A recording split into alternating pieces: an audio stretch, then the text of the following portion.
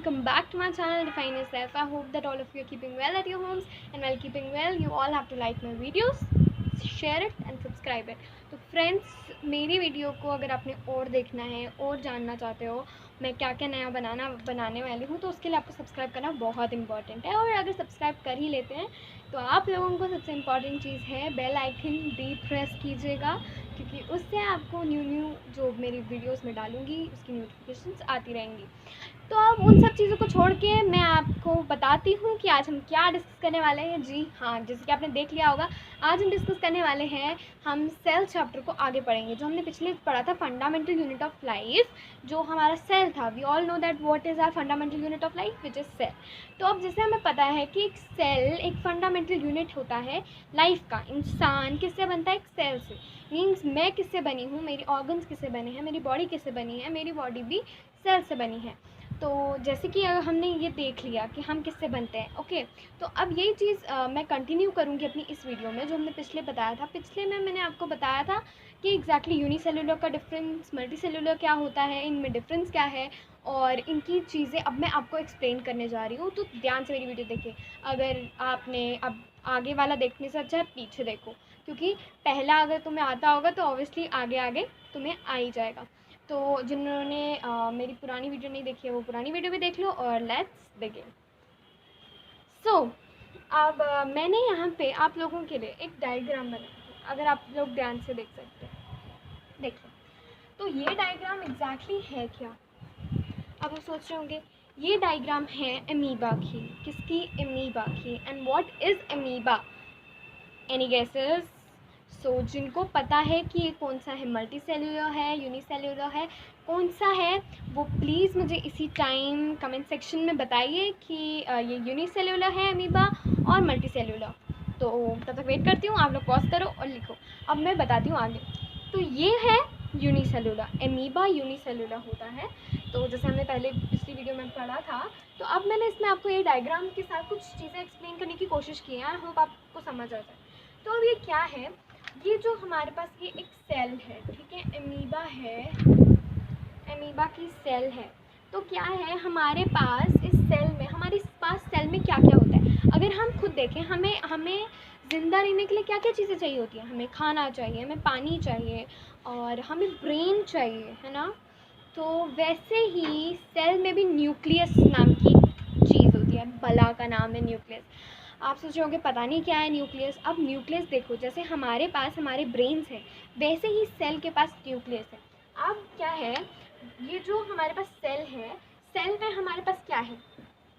जैसे आप देख रहे हैं वाटर वैक्यूल। वाटर वैक्यूल क्या है? ये जो हमारा सेल है, सेल में जो वाटर के जो एग्जिस्टेंस है उसको कहते हैं, उस पार्टिकल को कहा जाएगा वाटर वैक्यूल। ठीक है, कि मतलब अब हम पता लग गया कि क्या है सेल में क्या है, वाटर वैक्यूल भी है। ठीक है, नेक्स्ट इज, अब हम बात करते हैं दो मेन चीज़ों की, मैं आपको बात बताती हूँ। तो अब हम बात करते हैं न्यूक्लियस की। ठीक है, तो अब क्या होता है कि हर एक चीज़ का जैसे ब्रेन आप कह सकते हो ना, ब्रेन होता है, वैसे ही न्यूक्लियस भी होता है। हमारे पास जैसे ब्रेन है, उनके पास न्यूक्लियस है। तो ये हमारे यूनिसेल्युलर का क्या कहते हैं, एक डायग्राम थी अमीबा की। तो आई होप आपको समझ आ गया। और ये फूड वैक्यूल जो है, फूड वैक्यूल एग्जैक्टली क्या है?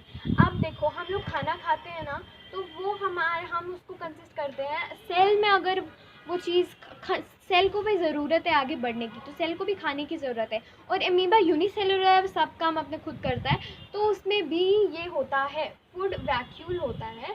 और ये फूड वैक्यूल एग्जैक्टली होता क्या है? फूड वैक्यूल खाने के पार्टिकल्स होते हैं सेल में जो होते हैं। ठीक है, अब जैसे आप लोग समझ गए हैं। और ये है यूरोइड, इसके बारे में आप बाद में फर्दर पढ़ोगे, अभी आपको इतना डिटेल में नहीं पढ़ना है इस पर, तो जितना है उतना डिटेल में पढ़ो। और प्लाज्मोसोल भी अभी आपको पढ़ने की ज़रूरत नहीं है। देन एक्टोप्लाज्म, ये भी अभी पढ़ने की ज़रूरत नहीं है, धीरे धीरे आप लोग आगे क्लासेस में पढ़ेंगे। तो अब हम बात करते हैं मल्टी सेलुलर पे आ जाते हैं। ठीक है, जैसे हमने मल्टी सेलुलर पढ़ाया था आपको, आई होप आपको याद होगा, जो मैंने आपको एक्सप्लेन किया था, मैंने बहुत अच्छे से एक्सप्लेन किया था पिछली वीडियो में। और अगर आप मेरे चैनल पे न्यू हैं तो मेरे चैनल को सब्सक्राइब कर दीजिए, क्योंकि जो भी नई वीडियो होगी आप तक पहुंच जाए। हाँ, तो अब हम बात करने हैं वाले हैं किसके बारे में, मल्टी सेल्यूलर के बारे में। और मैंने आपको बताया था कि what is multi cellular. Multi cellular के नाम से आई होप क्या आप लोगों को बार बार ज़रूरत ना पड़े किसी चीज़ को एक्सप्लेन करने की, आप लोग खुद समझें। और जब भी मैंने आपको अपनी सेकंड वीडियो में भी ये बताया था, जो मैंने चैनल पे सेकंड वीडियो अपलोड की थी, कि how to study for exams, तो देखो बच्चों, पढ़ो और देखो। अच्छा ठीक है, अब हम मल्टी सेल्यूलर पर डायरेक्टली आ जाते हैं। तो मल्टी सेल्यूलर की अगर बात करी जाए तो मल्टी सेल्यूलर बनता कैसे, फॉर्म कैसे होता है, मैंने एक्सप्लेन किया था अपनी पुरानी वीडियो में। तो फॉर्म कैसे करते हैं इज़ कि सबसे पहले एक बॉडी बनाने के लिए, मतलब हमारा एक सिस्टम क्रिएट करने के लिए, थोड़ा फैशनेबल बना देते हैं, क्योंकि मुझे काफ़ी लोगों के कमेंट्स आते हैं कि मैम आपने बनाने बंद कर दिए हैं ड्राइंग्स, तो बना लेती हूँ गाइस। अच्छा ठीक है, तो ये रहा, मैं अब आपको थोड़ा एक्सप्लेन करती हूँ। तो first we need is the most important thing is cell. Alright, अब देखो क्या होता है, अब मैं बताती हूँ। जैसे समझो कि ये जो चीज़ है ना, ये जो मैं अभी टेबल बताने वाली हूँ, ये कितना इम्पॉर्टेंट है। जब तुम अभी तो जैसे क्वारंटीन है, तुम लोग घर पे बैठे हो राइट, तुम लोग रेसिपीज सब अपने अपने घर पे बना रहे हैं, तो बस वही समझो सबसे पहला इंग्रेडिएंट कौन सा है, सेल। तो हमारे बॉडी को फ्रेम करने में, हमारी बॉडी को बनने में सबसे इम्पॉर्टेंट चीज़ जो है वो है सेल। ऑलराइट, सबसे इम्पॉर्टेंट चीज़ सेल। तो सेल के बाद क्या आता है, हमारे माइंड में ये भी होगा। तो सेल के बाद सेल फॉर्म करता है टिश्यू। क्या फॉर्म करता है, टिश्यू। इट फॉर्म्स टिश्यू, जो मैंने अपनी पुरानी वीडियो में भी एक्सप्लेन किया, फिर भी मैं बता रही हूँ। तो इंसान, समझो ये कोई रेसिपी है, आपको रेसिपी बनानी है, आप कैसे बनाएंगे। तो सबसे पहला इंग्रेडिएंट हमारे पास क्या होना चाहिए, विच इज़ सेल। सेल होगा तभी कुछ आगे हम बना पाएंगे। तो सबसे इम्पॉर्टेंट चीज़ आपको रेसिपी बनाने के लिए क्या है, सेल। Remember that. सेल के बाद we come to tissue. Cell जब होता है, सेल क्या फॉर्म करता है, सेल फॉर्म करता है टिश्यू। अब जैसे ही टिश्यू फॉर्म हो जाता है, टिश्यू फॉर्म होने के बाद क्या होता है, टिश्यू फॉर्म जब हो जाता है, सेकेंड इंग्रेडिएंट आ गया। नेक्स्ट क्या है, नेक्स्ट हमारे पास है ऑर्गन। अब टिश्यू से क्या होता है, ये हो गया हमारे पास, ले लो सेल मिल गई हमें, ठीक है। तो सेल मिल जाने के बाद हमारे पास क्या आया, हमारे पास टिश्यूज़ बन गए, ठीक है। हमारे पास टिश्यूज़ बन गए, हमारे पास टिश्यूज़ बन गए। टिश्यूज़ बनने के बाद हमारे पास ऑर्गन्स बन गए, ठीक है। ऑर्गन्स भी बन गए। अब हमारे पास ये सब बन गया, तो अब क्या बनेगा, अब हमारे पास, ये तो हमारा थर्ड बन गया था, ठीक है। अब हमारा फोर्थ क्या है, organ system. Organ system, right, organ system. तो सबसे इम्पॉर्टेंट चीज़ ही यही है। तो यही आप लोगों को याद करना बहुत ज़्यादा इम्पॉर्टेंट है। तो आज के लिए इतना ही।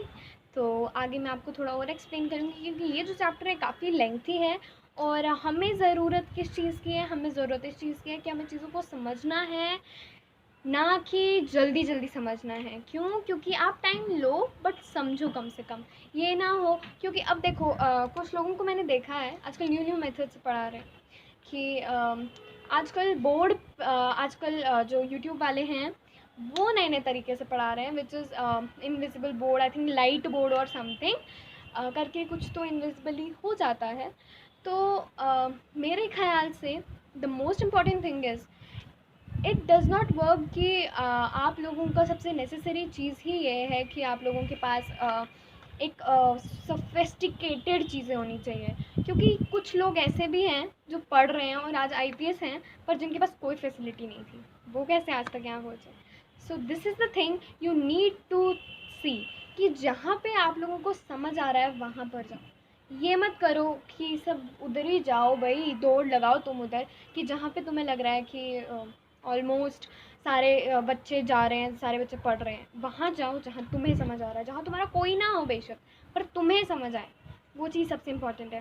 तो आई होप कि कुछ कॉन्सेप्ट्स मैंने क्लियर किए हैं, सिर्फ कुछ कॉन्सेप्ट्स, याद रखना मेरी नेक्स्ट वीडियो, अभी इस पे बहुत सारे पार्ट्स बनेंगे क्योंकि बहुत लेंथी चैप्टर है।